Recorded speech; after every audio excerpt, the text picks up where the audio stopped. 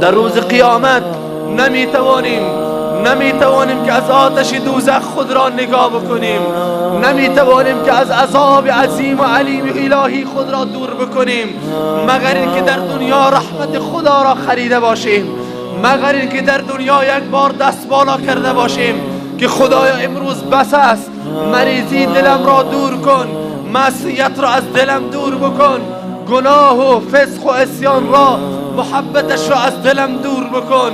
این است که در روز قیامت برای تو سایه شود، این است که در روز قیامت چتری رحمت خداوند تو را بگیرد و بر رحمت بلا کیفش خداوند تو را برساند. این است در دنیا امروز عزیزان من راه رسول الله علیه السلام را بگیریم تا نشود در روز قیامت در صف ظالمان و فاسقان و بیدینان و گنهکاران حشر شویم و دست خود را بگیریم و بگزیم، بگیم ای کاش در دنیا راه رسول الله را میگرفتم. دنیا فریب من داد، دنیا محبت دنیا، شأن و شوکت دنیا ما را فریب داد، نتانستیم راه رسول الله را تا به امروز بگیریم.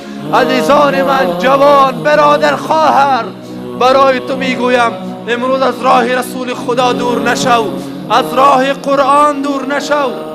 دلم به والله قسم به خاطر تو می سوزد، برای شرابی هم دلم می سوزد، برای اون برادر قمار بازم هم دلم می سوزد، برای اون برادر مسلمانم که زنا می کند با او هم دلم می سوزد، برای او خواهر بی حجابم دلم می سوزد. به همون دردی که دارم صدا می کنم، من حیث یک امت رسول الله برای همه صدا می کنم که خواهر و برادر دلت برای خودت بسوزد،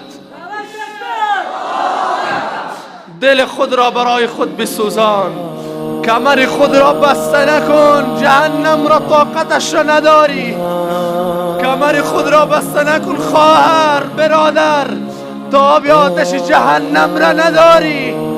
به والله قسم یک لحظه تاب آتش دوزخ را نداریم. دوزخی که جبرائیل در نزد رسول الله آمد، صدای سنگی در نزد رسول معظم آمد، گفت یا رسول الله میدانی که این صدای چی بود؟ گفت یا جبرائیل من نمیدانم. گفت 2000 سال قبل سنگی را از بالای دوزخ ما پرتاب کردیم، همین حالا بعد از گذشت 2000 سال در پایان دوزخ رسید. افسوس،